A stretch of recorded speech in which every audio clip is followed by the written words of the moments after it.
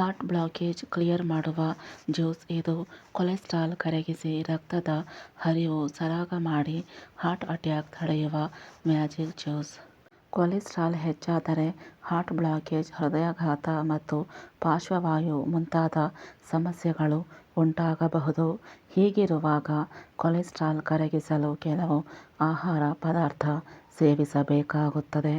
Cholesterol ಹೆಚ್ಚಾಗಲು ಪ್ರಾರಂಭಿಸಿದರೆ ಆಹಾರದಲ್ಲಿ ಕೆಲವು ಬದಲಾವಣೆಗಳನ್ನು ಮಾಡಬೇಕಾಗುತ್ತದೆ. ಈ ಆಹಾರದ ಮೂಲಕವೇ ಕೊಲೆಸ್ಟ್ರಾಲ್ ಮತ್ತು ಹಾರ್ಟ್ ಬ್ಲಾಕೇಜ್ ಅನ್ನು ತಡೆಗಟ್ಟಬಹುದು.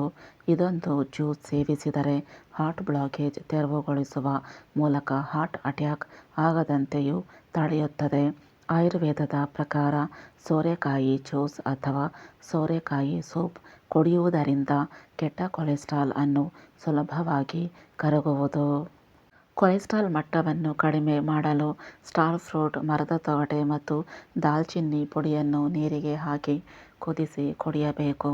ಇದು ಕೊಲೆಸ್ಟ್ರಾಲ್ ಕರಗಿಸುವುದು ಮಾತ್ರವಲ್ಲ, ಹಾರ್ಟ್ ಬ್ಲಾಕೇಜ್ ಅನ್ನು ಕೂಡ ತೆರವುಗೊಳಿಸುತ್ತದೆ. ಬೆಳ್ಳುಳ್ಳಿಯನ್ನು ಸೇವಿಸುವುದರಿಂದಲೂ ಕೆಟ್ಟ ಕೊಲೆಸ್ಟ್ರಾಲ್ ಕಡಿಮೆಯಾಗುತ್ತದೆ. ನಿಯಮಿತವಾಗಿ ಬೆಳ್ಳುಳ್ಳಿ ಎಸಳುಗಳನ್ನು ತಿನ್ನುವುದರಿಂದ ಹೃದಯಕ್ಕೆ ಸಂಬಂಧಿಸಿದ ಕಾಯಿಲೆಗಳ ಅಪಾಯವು ಕಡಿಮೆಯಾಗುತ್ತದೆ.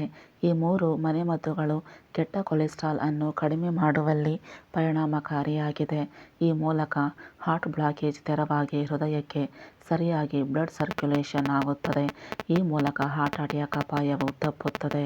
ಫ್ರೆಂಡ್ಸ್, ಈ ಮಾಹಿತಿ ಇಷ್ಟ ಆದರೆ ಲೈಕ್ ಮಾಡಿ, ಶೇರ್ ಮಾಡಿ ಹಾಗೂ ಸಬ್ಸ್ಕ್ರೈಬ್ ಮಾಡಿ. ಧನ್ಯವಾದಗಳು.